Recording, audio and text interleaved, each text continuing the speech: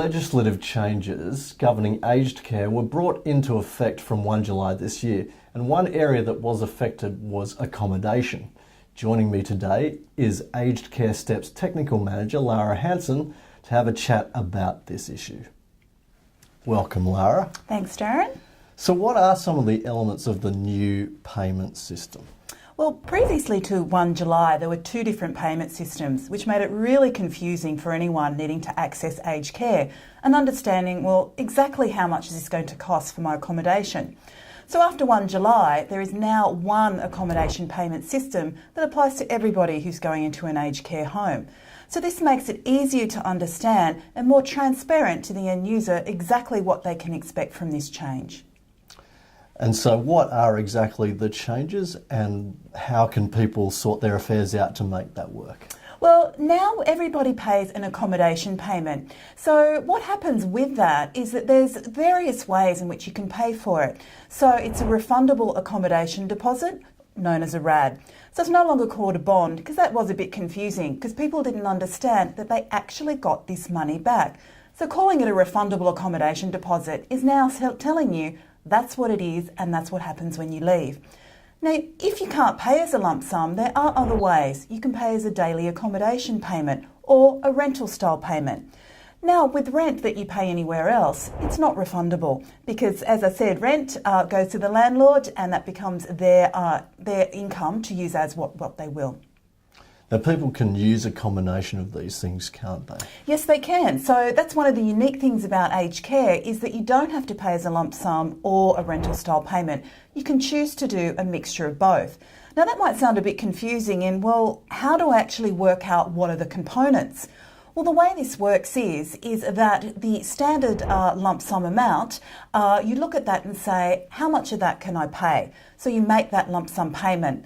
Now, the remainder amount that's not paid is then paid as a rental style payment based on an interest rate which is set by the government. So at the moment, that rate, which changes every quarter, is 6.69%. So that's how your rental style payment or your DAP is calculated for your accommodation.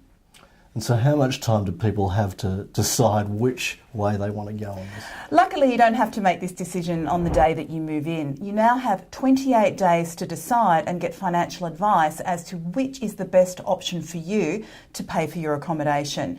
Now, when people first move into care, often they think, I've got no choice, I have to pay as a lump sum, and think maybe I have to sell my house or other assets to be able to pay for the lump sum. But understanding that they do have those options and they have 28 days to investigate those options and work out which one best suits their circumstances gives a sigh of relief for those people moving in and easing that pressure of having to make that decision right away. So how do people find out about this information and get their information as to all of these ins and outs? Luckily for people accessing care now, the government has set up a new My Aged Care website. On that website, all facilities must publish their accommodation payment prices. Whether it's arranged for a separate room or for the whole facility, they must show what their accommodation payments are for each room. Now, not only do they have to actually show what the RAD amount is, or the refundable accommodation deposit, they must also show what the daily accommodation payment or DAP payment is as well. And interestingly enough, they also have to show an example of a mixed payment. And I think that's to communicate to people that they do have that choice on how they can actually choose to pay for their accommodation. Also, if a facility does have their own website, they need to actually publish the prices on their website as well. And are there any limits imposed on how much people can charge for these facilities?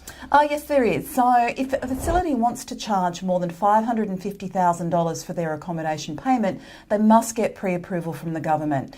And that's a fairly detailed process to justify why you can charge more than $550,000.